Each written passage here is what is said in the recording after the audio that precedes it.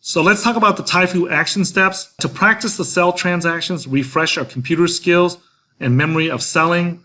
The goal is to refresh our memory of the process to convert and withdraw fiat to our banks, to lock in small chunks of profits, and to mentally prepare to handle large numbers. Do not ignore or skip any steps. Each step prepares you for the next step.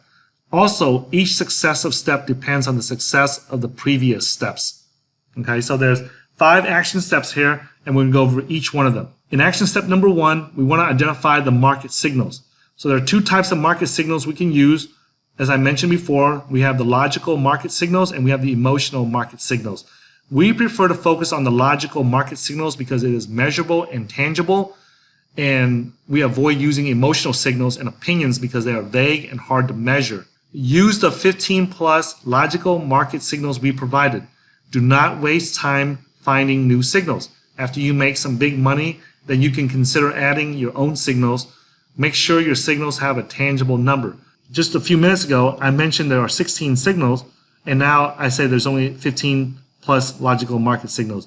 The reason why I say 15 is because I did not include the promotional emails that I get in my email, because that's more for me, and you guys are not going to be able to see that. That's why I didn't count that. That's why I only say 15 here. In action step number 2, we're going to calculate the market signal scores.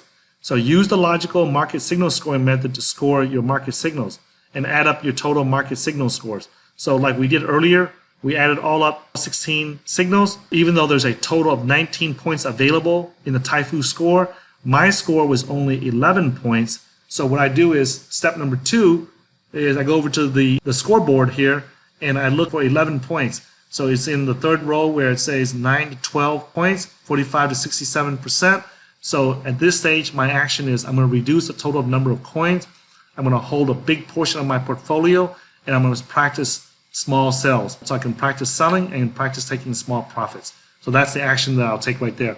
So there's no confusion, guys. There's absolutely no confusion in what actions that we need to take. You score the signals based on the Taifu score that I shared with you. You determine your total score, and then you go look on the scoreboard here to see what actions you take based on the scores you gave. In action step number 3, we are looking to lock in small profits. We are practicing selling small test transactions to refresh our memory on how to use the hardware, the wallet, the exchange, etc., and the user interfaces that go along with them. We practice selling small test transactions to practice computer skills to sell. Okay? If you haven't practiced selling in a while, then you're not going to remember how to do it. So that's why we need to practice. We also practice selling small test transactions to identify any bugs in your selling processes and update all the hardwares, softwares, and firmwares that you use. We also sell small test transactions to test going from crypto to fiat to your bank account and make sure everything works correctly. When we get to this stage, guys, there's always some type of bug or some type of small problems or big problems that pop up.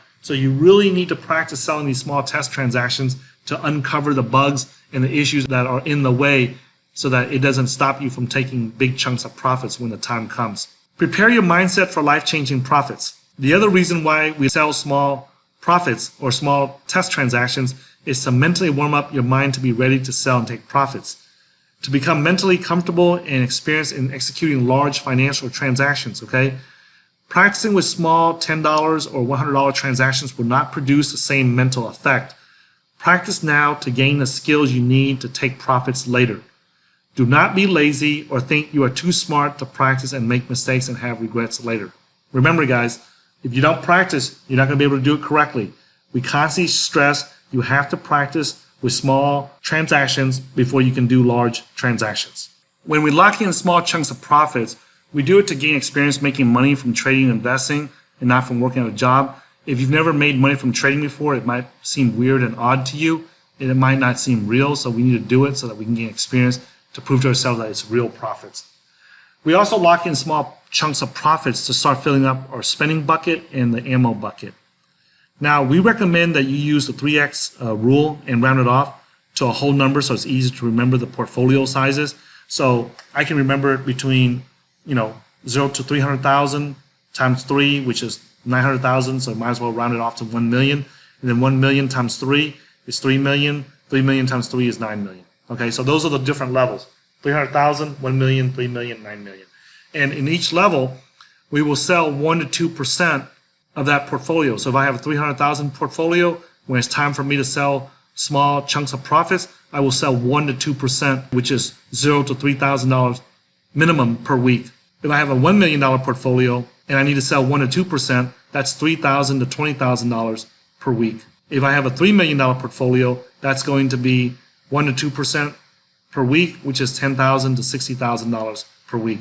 And then for a $9 million portfolio, it would be $60,000 to $180,000 minimum per week. Now, we do it per week, and we keep doing it as long as the market signals are telling us to sell small profits. We will increase that percentage whenever the signals increase and the signals get stronger and the scores get higher, then we will increase the percentage of the amount that we sell. When we sell the small chunks of profits, it reduces the mental stress so we can ride out the trend longer. As our portfolio gets bigger, the daily swings get bigger and causes a lot of mental stress. Locking in the small profits reduces the mental stress and allows us to ride out the trend longer. Our training is different from others because we include the strategies to deal with emotions. Instead of hiding from the emotions of real-world trading, we develop strategies to solve it. And one of the strategies that we use is to start taking small chunks of profits so it calms our nerves and it eases our anxiety and it reduces the stress that we have to go through mentally. We are not selling for the following reasons, and this is very important for you guys to know. We're not selling because we are scared. We're not selling because our uneducated friends or family members are telling us to do so. We are not selling because of superstition or because of feng shui or because of lucky numbers and things like that. We are selling because of logical market signals. We want to sell and take profits based on logic, which are numbers and facts, and not because of emotions, which are feelings, fear, anxiety, and FOMO. In action step number 4, we're going to work to reduce the total number of coins.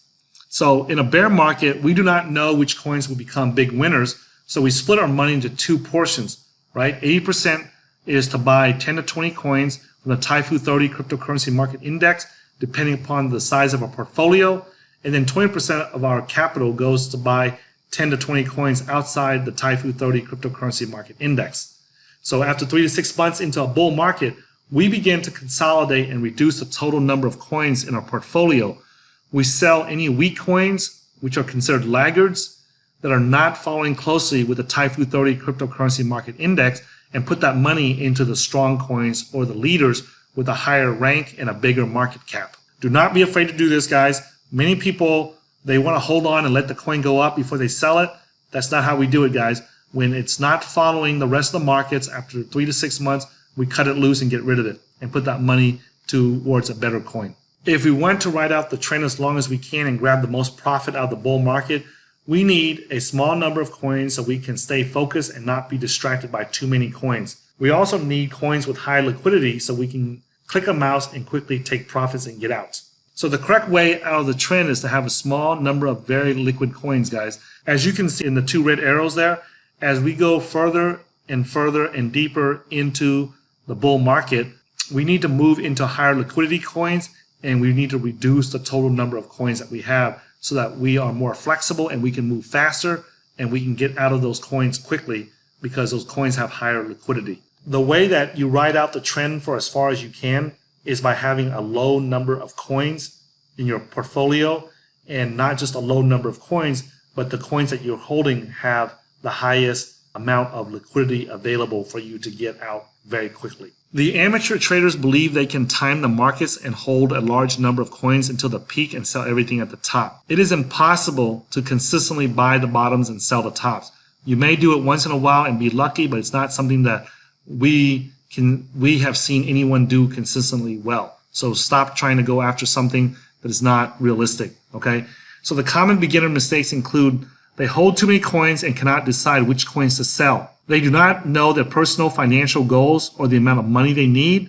They keep thinking the market is going higher, and we keep saying it does not matter if you have enough profits to fulfill your goals, such as retire early or buy your dream home or pay off your house debt, then do it. They hold illiquid coins. For example, in 2017, we had several coins over $500,000 in profit and could not sell even $100,000 of it because it was too illiquid. So do not make these same common beginner mistakes that we have already made. Remember, you invested in us to share with you guys our experience.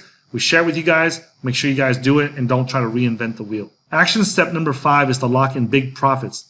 There's 2 common questions we get about taking big profits. When do we sell and how much profits do we take? In a bull market, there are multiple opportunities to take profits. What is an opportunity to take profits? An opportunity to take profits is the wave or the peak to peak distance. For example, the blue and pink arrows equals small opportunities or small waves in the market, and the green arrows equals the big opportunities or the big waves. Then the big opportunity means big opportunities to take profits. We encourage you to try to ignore the small waves in blue and pink. These waves are created by short-term traders.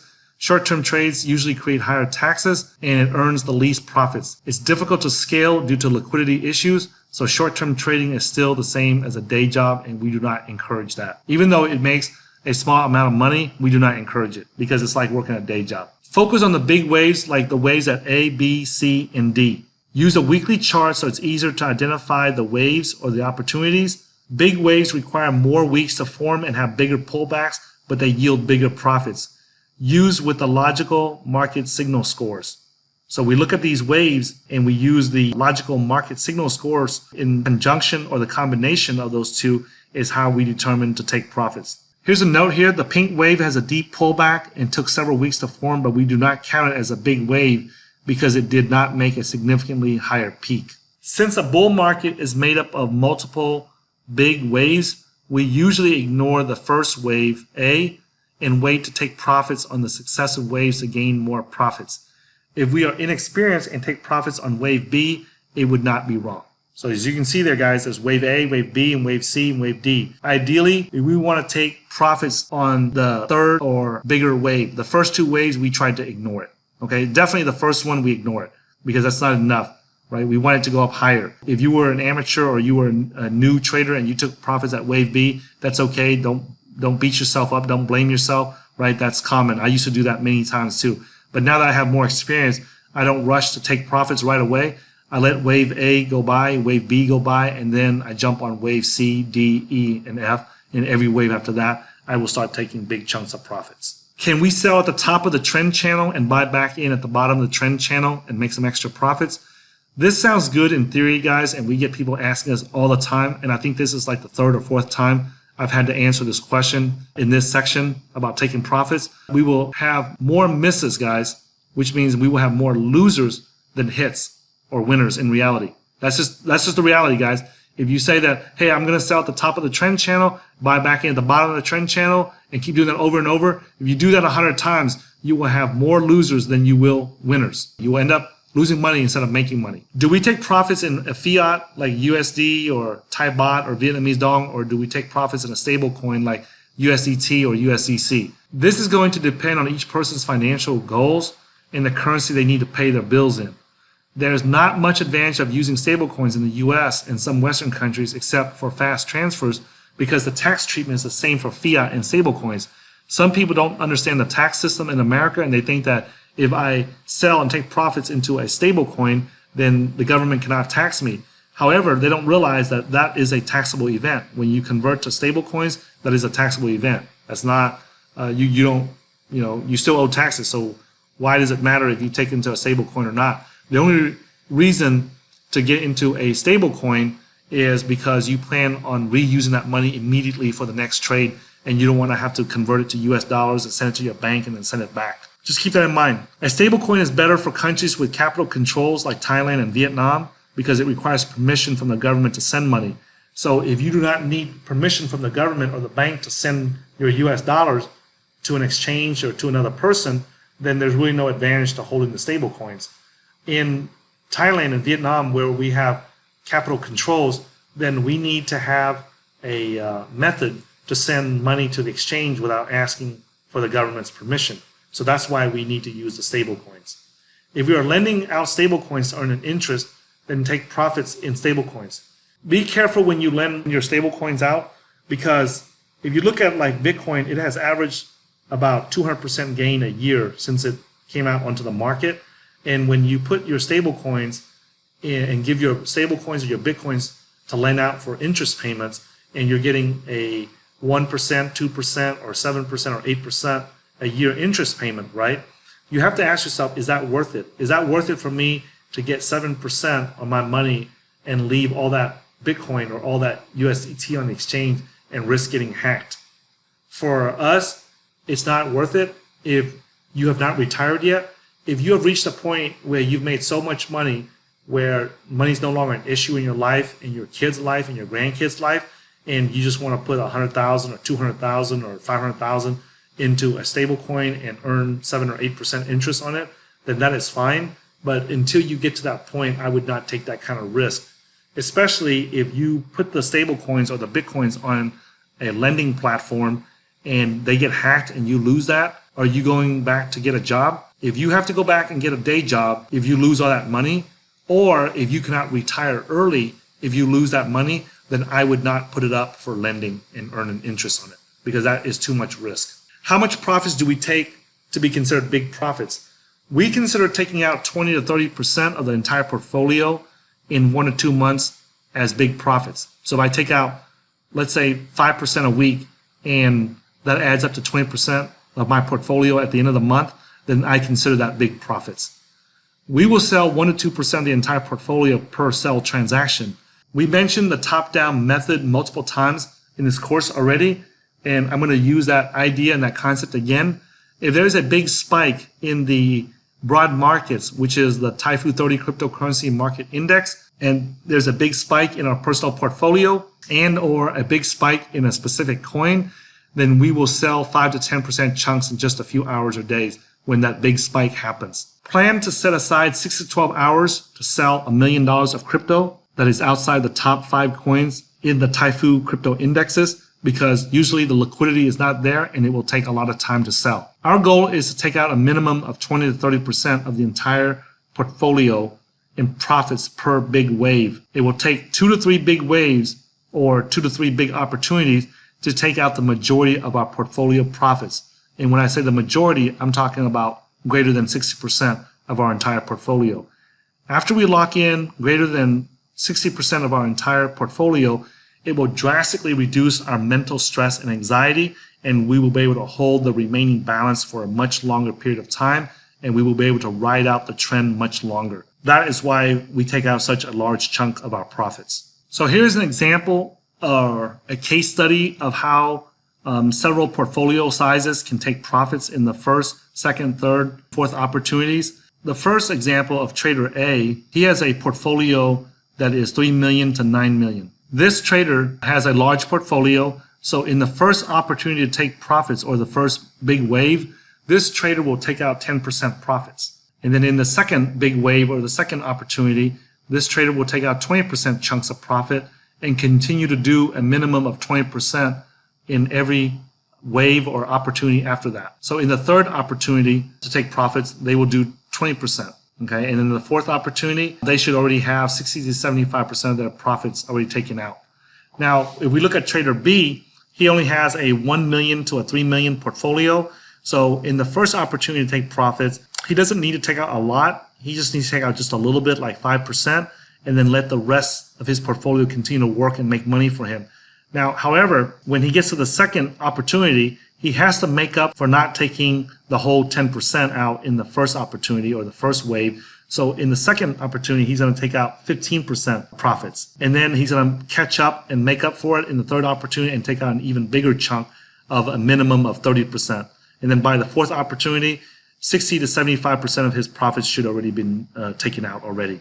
Now, if we go to trader C, he has a portfolio of $301 to $1 million portfolio. So in the first opportunity, there's plenty of liquidity for him to get in and out with a $1 million portfolio. So he doesn't have to rush and take profits right away in the first opportunity or the first wave. He can wait till the second opportunity and take out 10% profits and continue letting his money grow and work for him. But then in the third opportunity, he needs to catch up at that point and before it's too late, and take out 40% chunk at one time. And then by the fourth opportunity, he should have already taken out 60 to 75% of the profits in his portfolio and be ready to be done with that bull market. And lastly, we're going to talk about trader D, who has a smaller portfolio of less than 300,000. If this trader is trading that, there's plenty of liquidity to get in and out of the markets with $300,000. That's no problem at all. So in the first opportunity, I would skip it and not even take profits. I would just hold on, let my money grow and continue working for me. And then in the second opportunity, I would not take profits either. And then in the third opportunity, I would catch up at that point and then take out 50% profits. And then in the fourth opportunity, I should have 60 to 75% of my profits taken out already. And that should be enough. And I can cruise and take it easy from there and just ride out the rest of the trend. So here's some notes that I want to share with you guys. If we did not take profits at the first and second opportunities, then we need to catch up at the third opportunity. That's why I say that's the catch-up period there. The majority of the big profit taking should be done by the fourth opportunity. Everything afterwards is just a bonus, guys. Do not be greedy. Take out, most of your profits between the third and fourth opportunity. Just get it all out, or the portions that you need to fulfill your financial goals. If we wait till the last minute, then we have to take out a bigger chunk of profits in case the market turns into a bear market. Can there be a fourth and fifth opportunity to take profits? Yes, but the probability gets lower and lower as we go deeper and deeper into the bull market. Keep in mind, these are profit-taking guidelines and not hard set rules or laws in trading. You will adjust as you get better. So these are just guidelines, guys. If you are not sure what to do, use these as guidelines. But as you get more and more experience as a trader and as an investor in the crypto markets, you will start to adjust these numbers according to your needs, and you'll have more experience. And once your financial goals become more clear to you, then you will adjust these numbers at that time. Use these in the beginning, but as you become more experienced, you are welcome to adjust the numbers slightly.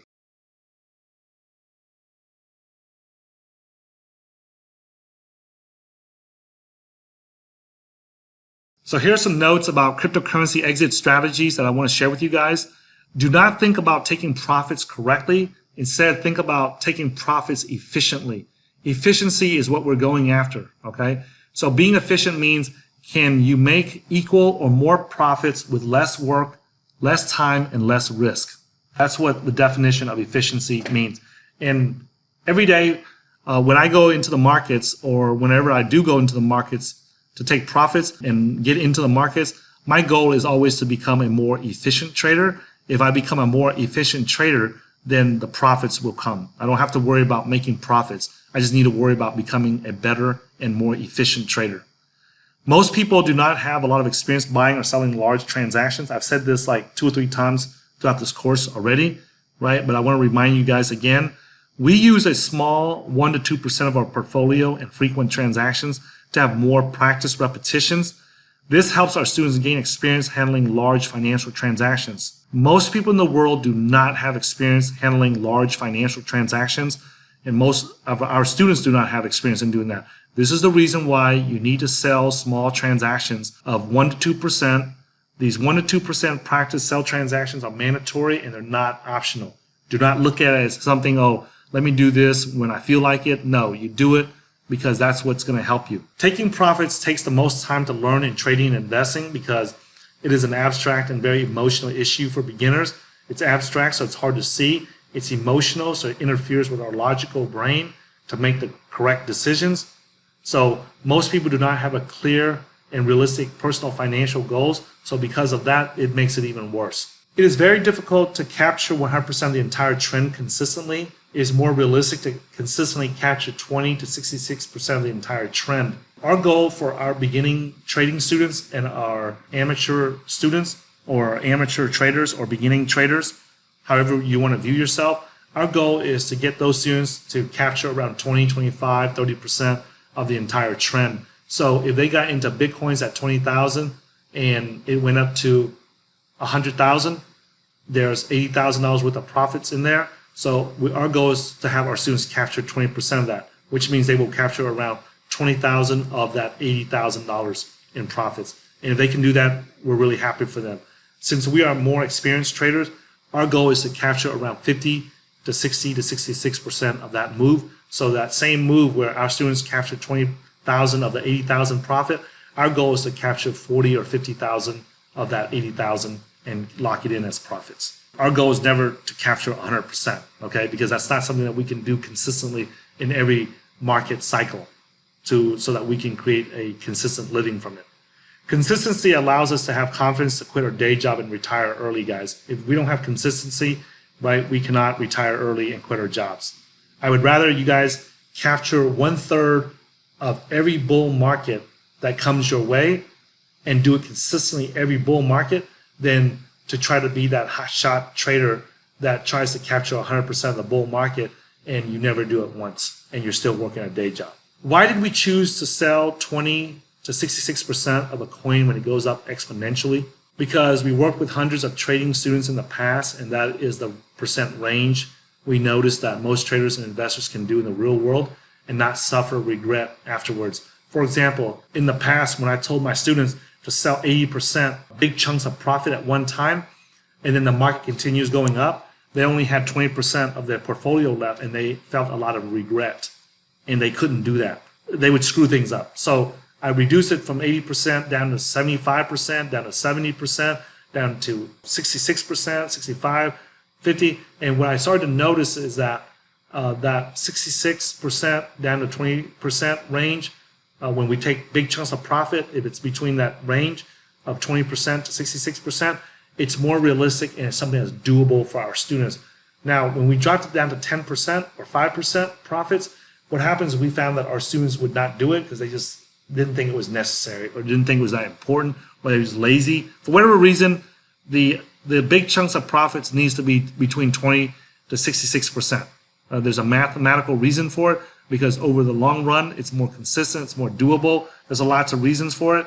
And when we try to go lower or higher, it just confuses our students. So that's what we stick with. If they sell less than 20% and the price crashes 50% afterwards, they often feel hurt and regret that they did not sell enough. There's a threshold where if the amount that the student sells is too little, then they suffer a lot of regret if there's a big crash after they sell.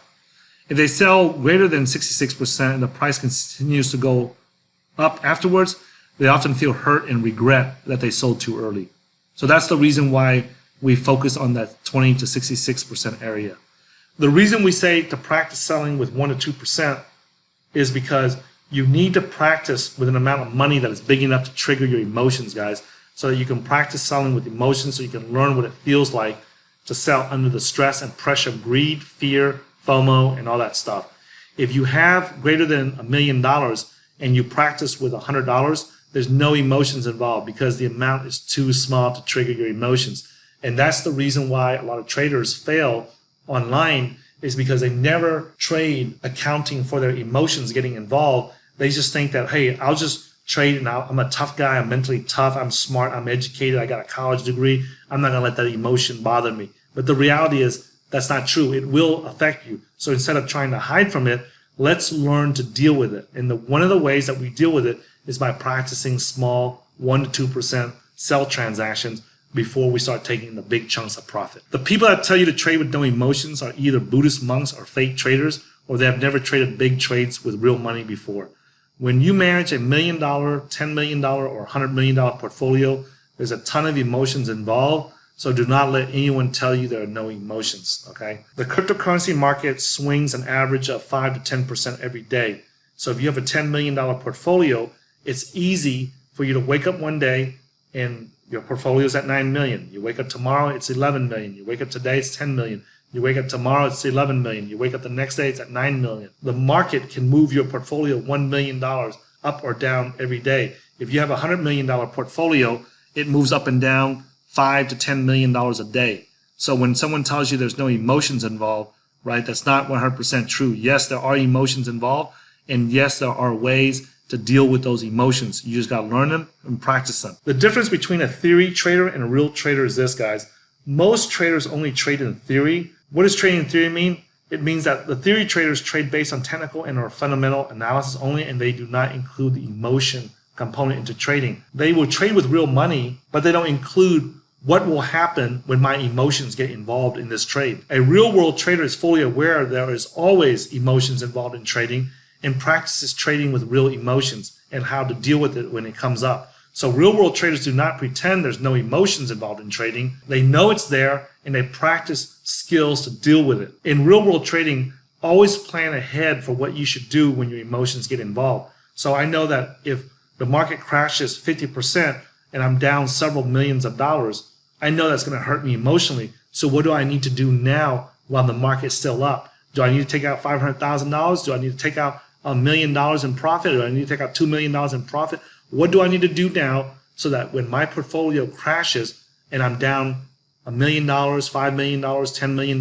that I'm not emotionally hurt? So I need to do that before it happens, not while it's happening or not after it happens. The theory traders will theorize about it and try to figure it out after it happens. The real world traders like myself and our team, we anticipate that that will happen, and then we start addressing those issues and defending against it before it happens. Here are some methods we use to reduce emotions in trading and investing.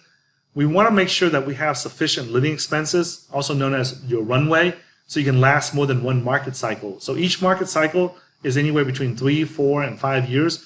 So if we have enough living expenses and enough runway to pay for all our living expenses, then we don't have to worry and stress out so much when the market's moving up and down 30, 40, 50%. The other thing that we can do is we can buy in small chunks during a bear market. So instead of buying big chunks at a time, we just buy small chunks, and that reduces the emotions in trading and investing.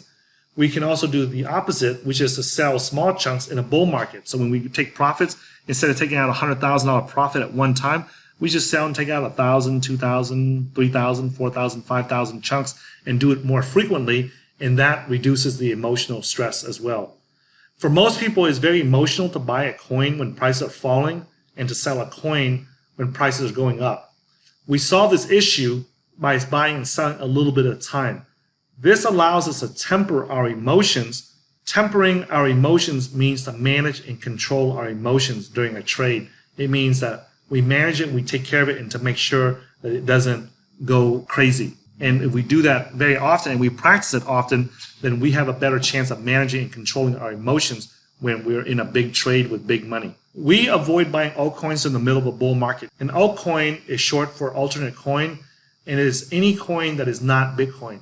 Now, some people would ask me, is Ethereum an altcoin? And I'm like, why are you asking me that? I just told you that an altcoin is any coin that's not Bitcoin. Is Ethereum a Bitcoin? No, it's not. Well, then it's an altcoin. Well, what about Cardano? Then I have to ask them, is Cardano a Bitcoin? They say no. Well, didn't I just say that any coin that's not Bitcoin is considered an altcoin? And if Cardano is not a Bitcoin, then it's considered an altcoin, right? So please don't ask me if this coin is an altcoin, if that coin is an altcoin. Any coin that is not called Bitcoin is called an altcoin.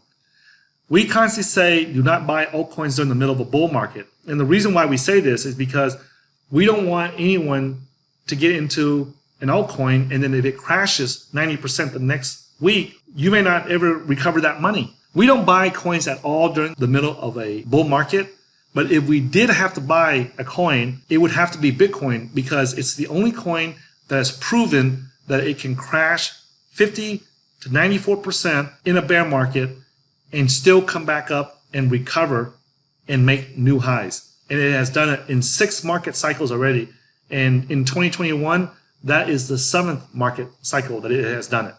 So it has done it 7 times in its lifetime already. So why would we take the risk of buying an altcoin that has never proven that it can crash 90% and recover and create new highs? We can't take that risk. Also, we don't buy altcoins during the middle of a bull market anyway, or any coins. And when we say do not buy altcoins during the middle of a bull market, this means that do not buy the altcoins with fiat, with Bitcoin, or any other altcoins. Just don't do it, okay? Now, when we sell coins to buy bigger cap coins to reduce our portfolio, that's completely different. Like if I have 10 coins and I want to sell 5 coins and reduce my portfolio from 10 coins down to 5 coins, and I take those 5 coins and I sell and buy Bitcoins with it, that is not buying altcoins during the middle of a bull market. That's reducing our portfolio so that we can ride out the trend longer. We avoid buying altcoins during the middle of a bull market due to the Taifu 90-90 rule. The Taifu 90-90 rule states that we can anticipate that 90% of the coins will crash 90%, and then after they crash 90%, 90% of them will never come back to life again. They will die and never come back. No one will ever talk about them, and no one will ever work on them again. And we just lost all our money. So because of the 90-90 rule, we do not want to buy altcoins because we don't want to buy into it and then next week it crashes 90% and then there's a 90% chance that it will never recover again. If we have to buy anything, if we have extra money, we won the lottery, or our parents died and left us an inheritance and we don't know what to do with that money and we desperately want to put it to work, the only coin that I would buy is Bitcoin, because it's the only coin that has crashed 94% and come back and set new highs. And it has done it multiple times.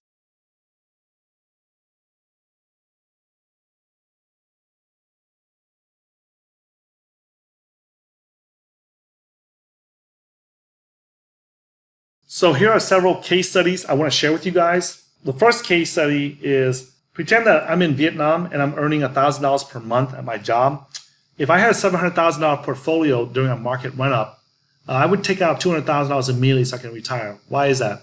Because Vietnamese corporate bonds usually pay around 7% per year.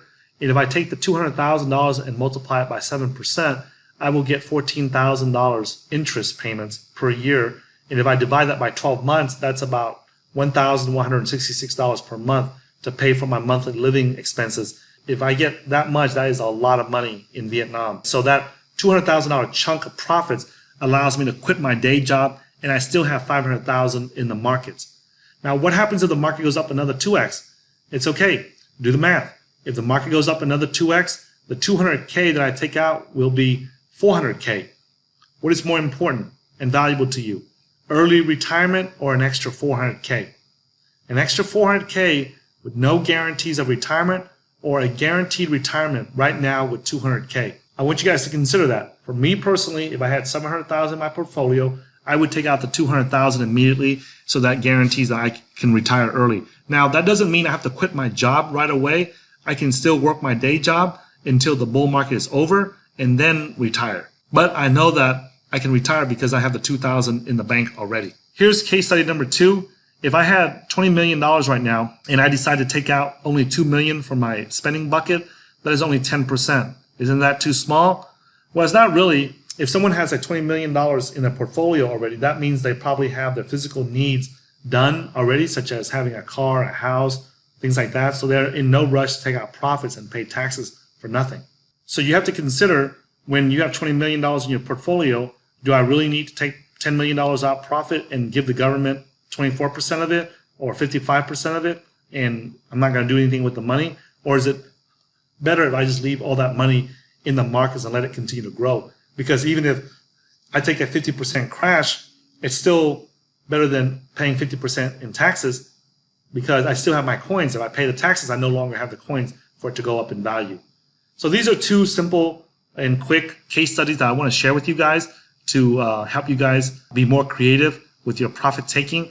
If you have any questions on the exit strategies, on how to take profits or anything like that, you're welcome to give me a call or reach out to me if you are one of our private coaching students, and I'll help you guys work through the numbers and figure it out.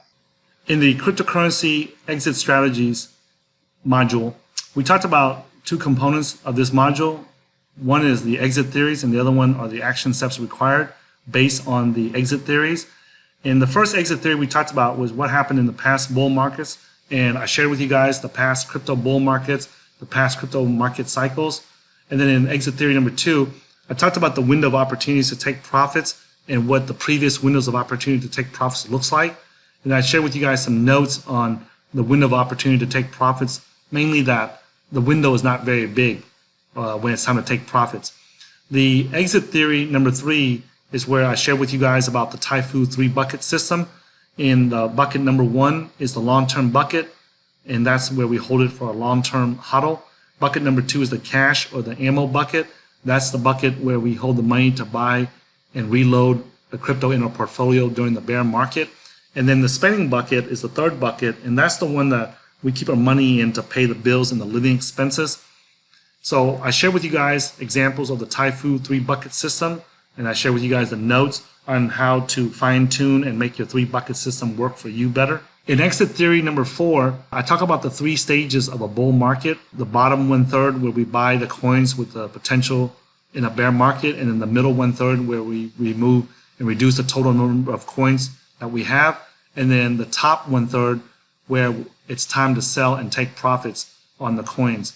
And then I shared with you guys the notes on the 3 stages of a bull market. Exit theory number 5 is where we calculate your personal financial goals. And I talk about the importance of calculating your personal financial goals, because if you don't have a final destination or an idea of where you want to go, it's really hard for anyone to help you, and it's really hard for you to make adjustments, and it's really hard for you to determine if what you're doing is efficient or not. Exit theory number 6 is where I share with you guys the two types of market signals, the logical versus the emotional market signals.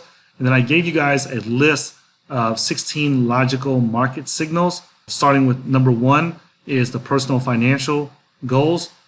Signal number 2 is the angle of the market trend. Signal number 3 is the angle of the portfolio trend. Signal number 4 is the Bitcoin versus the USD price charts. Signal number 5 is the trading volume. Signal number 6 is the market cap all-time high. Signal number 7 is the Bitcoin dominance crashes to what level and how low it goes, and by looking at the previous markets and see how low it goes so we can determine where to take profits in this current bull market. Signal number 8 is the market average true range, otherwise known as the ATR. Signal number 9 is the portfolio average true range, and then signal number 10 is the coin average true range. So that makes up the top-down method that we teach in the course, where we look at the big markets, then we look at our personal portfolio, and then we look at the coins that we need to sell. And then I share with you guys some notes on how to fine-tune that. Then we go to logical market signal number 11. Again, we look at the top-down method by looking at the market ATR to make sure it's greater than 35%, and then the portfolio ATR should be greater than 35%, and then the coin ATR should be greater than 35%. And then I wrap that up with notes on how to fine-tune that and do it correctly. The logical market signal number 14 is the USDT markup rate in the countries with capital controls. And then I show you guys how to calculate the USDT markup rate in Vietnam with the Vietnamese dong. And then I show you guys how to calculate the USDT markup rate in Thailand using the Thai baht. And then I showed you guys a chart with the ideal USDT markup rates to take profits so that you have an idea when to take profits. And then we look at market signal number 15, which are the scam comments underneath my videos and other YouTubers' videos that talk about crypto. And then the logical market signal number 16 is the promotional emails. And that's really a signal that only I can see or other YouTubers or crypto influencers can see. But you are welcome to email me or text me or message me on Twitter and ask me if I notice an increase in the promotional emails during the bull market or not. The logical market signal scoring method is the method that we use to score all 15 or 16 of the logical market signals. And then once we do that, then we go to exit theory number 7, where we use the logical market signal scoring methods to score the market signals, and then use the signal scoreboard to let us know the actions that we need to take, so we take the right actions depending upon the score that we give to the signals. Then we talk about the Taifu action steps. There are 5 action steps that we need to take. The first action step is to identify the market signals. And then the second action step is to calculate the market signal scores. And then the third action step is to lock in small profits. The fourth action step is to start reducing the total number of coins we have in the portfolio. And the action step number 5 is when we lock in big profits in our portfolio. And then I share with you guys notes on the cryptocurrency exit strategies. And then lastly, I share with you guys several case studies on how to do the cryptocurrency exit strategies. And hopefully those will help you guys have a better idea of taking profits in a bull market. Thanks for watching this module, and I will look forward to seeing you in a future module.